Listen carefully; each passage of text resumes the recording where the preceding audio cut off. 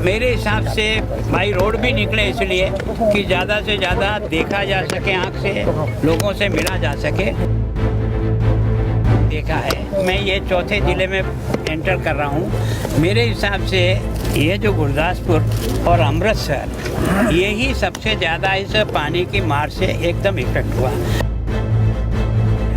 अब की बार 14 से भी ऊपर क्रॉस कर दिया, 14 लाख क्यूसेक। तो उसके कारण से एरिया भी बहुत ज़्यादा समृद्ध हुआ। मुझे बहुत प्रसन्नता है कि ये पंजाब मैंने पहली बार देखा कि जनता की तरफ से भी जितना सहयोग यहाँ हो रहा है उतना मैंने जन इन्वॉल्वमेंट पहले मेरे किसी स्टेट में नहीं देखा। नुकसान का जो हिसाब किताब है वो तो पानी उतरने के बाद ही सही उसका आकलन होगा, और उस आकलन के लिए मैंने गृह मंत्री जी से स्वयं से बात की है। पहले मैं भी आया हूँ, मुख्यमंत्री जी भी आए हैं, बाकी सब मंत्री हैं, जितने भी जनप्रतिनिधि एमएलए हैं वो भी सब फील्ड में हैं, और मैं पिछले ये तीसरा दिन मेरा चल रहा है। तो मेरे हिसाब से भाई रोड भी निकले इसलिए कि ज़्यादा से ज़्यादा देखा जा सके, आँख से लोगों से मिला जा सके। मैंने जो कुछ भी अभी तक देखा है, मैं ये चौथे ज़िले में एंटर कर रहा हूँ। मेरे हिसाब से ये जो गुरदासपुर और अमृतसर, यही सबसे ज़्यादा इस पानी की मार से एकदम इफेक्ट हुआ।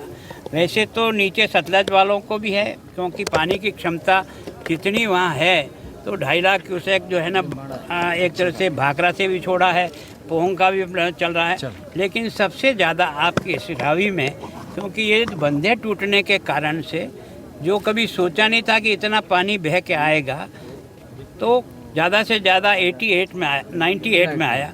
उस समय भी 88 में, उस समय भी जो है ना 11 लाख MCF से ज़्यादा पानी नहीं आया। अब की बार 14 से भी ऊपर क्रॉस कर दिया, 14 लाख क्यूसेक। तो उसके कारण से एरिया भी बहुत ज़्यादा समृद्ध हुआ। लोगों की बस्तियों में भी बहुत पानी भरा।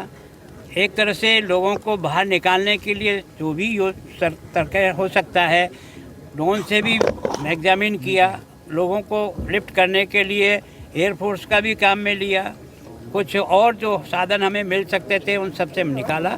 भगवान की शुक्र है, और आप सब लोगों के भी भगवान में आस्था है कि मानव डेथ जो है ना, वो इस सारे के सारे 12 ज़िले में इतना अधिक फ्लड होने के बाद भी अभी तक 36 कैजुअल्टी लिस्ट पर आई है। हो सकता है कुछ अभी नहीं आई होगी, और पशुधन को भी भारी नुकसान हुआ है। लेकिन ये सब देखने के बाद एक बार तो तुरंत इनकी जो है व्यवस्था, ताकि इनको भोजन, पानी, राशन, दवाई, इनके जानवरों को चारा, इनको बाकी सब चीज़ें मिले।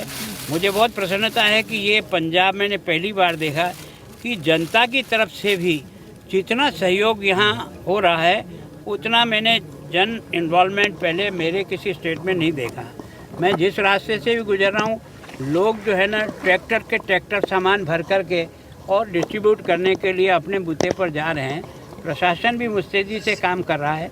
नुकसान का जो हिसाब किताब है वो तो पानी उतरने के बाद ही सही उसका आकलन होगा, और उस आकलन के लिए मैंने गृह मंत्री जी से स्वयं से बात की है जी। प्रधानमंत्री जी ने स्वयं मुख्यमंत्री से बात की है। अभी शिवराज सिंह जी की मेरी बात हुई है, वो भी कल आकर के इधर का सारा देख के जाएंगे। और किसान को जो फसल का नुकसान हुआ, मकान का नुकसान हुआ, जानवर का नुकसान हुआ, और भी जो है उसमें ज़्यादा से ज़्यादा कैसे केंद्र की सरकार हमारी मदद करे, ये यहाँ से रिपोर्ट जाने के बाद उनकी टीम भी यहाँ आएगी, सर्वे करेगी, और वो सब मिला कर के अधिक से अधिक जो कुछ दिया जा सकता है वो निश्चित रूप से देंगे। क्योंकि ये केवल और केवल उनकी मांग नहीं है, हमारा दायित्व भी है कि संकट के समय में ऐसे परिवारों को कैसे बाहर निकालें, ये सरकार की प्रायोरिटी रहती है। जहाँ तक मेरा अनुभव है, सरकार के पास ऐसी संकट के समय पैसे की कोई कमी नहीं रहती। कई राज्य जो है ना, वो पंजाब को आर्थिक सहायता भी बिना मांगे ही राज्य सरकार भेज रही है, ताकि सब राज्य भी मिलकर के इसमें हमारे सहयोगी बन रहे हैं। तो मैं सोचता हूँ कि लेकिन इसका सही आकलन पानी उतरने के बाद, जो सबसे बड़ी त्रासदी आने वाली है वो उतरने के बाद आएगी। कारण क्या है, कई मकान जो डैमेज होंगे और जो गिरेंगे, वो बारिश के बाद धूप के आते ही कई मकान निश्चित रूप से, विद्यालय हो सकते हैं, अस्पताल हो सकती है, आंगनवाड़ी हो सकती है। मेरी प्रशासन से निवेदन है कि एक बार सब बिल्डिंगों का इंजीनियर के द्वारा वेरिफिकेशन के बाद ही बच्चों को और इन सरकारी जो बिल्डिंगें हैं उनमें प्रवेश उसके बाद ही दें। जैसे पंजाब सरकार ने 7 तारीख तक छुट्टियां डिक्लेयर कर दी, हम भी चाहते हैं कि पहला वेरीफाई हो जाए, उसके बाद बिल्डिंग में प्रवेश करे तो नुकसान जनहानि नहीं हो। पंजाब में 10 दिन हो गए अभी तक कोई राहत पैकेज की बात नहीं हुई और कोई सार लेने सेंटर से नहीं आया। ऐसा कभी नहीं। एक सेकंड ठहरो यार, मैं भी 40 साल राजनीति में रहा हूँ। हर सरकार के पास आपदा राहत कोष का जो सालाना बजट होता है वो राज्य सरकार के खाते में, चाहे आपदा आए चाहे नहीं आए, उनके खाते में डाल दी जाती है। एक बार तुरंत मदद करना उस पैसे में से राज्य सरकार का दायित्व है। उसके बाद का नुकसान का कैलकुलेशन करने के बाद केंद्र सरकार केवल और केवल पंजाब को ही नहीं, देश के हर राज्य को अधिक से अधिक जितनी मदद हो सकती है उतनी मदद करती है। ये मन में कोई शंका नहीं रखनी चाहिए कि पंजाब क्योंकि दूसरी सरकार है और वहाँ कोई सरकारें भले ही बदल जाती है पर इंसान नहीं बदलता। पर सीएम तो कह रहे भी पंजाब को शेष पैकेज जो हमारा बकाया दर को ऐसा है कि मैं भी कह दूं कि 10 लाख करोड़ रुपए चाहिए, पर एनालिसिस करने के बाद जो वाजिब बनेगा देंगे। मांगना हमारा अधिकार है। आपसे भी अगर हम कभी पूछेंगे तो 1 से 4 बताओगे, नहीं बताओगे। राम धर्म से बात बोलना है, सच बात। सर ऐसा हो सकता है कि जो परमानेंट हल किया जाए, जो बार बार जो टूटता है बांध, अगर इसका परमानेंट हल होगा तो किसी को ये जो पैकेज देने की जरूरत ही नहीं पड़ेगी। देखो, सामान्यतः आप भी 70 साल से देश में रह रहे हो, मैं भी रह रहा हूँ।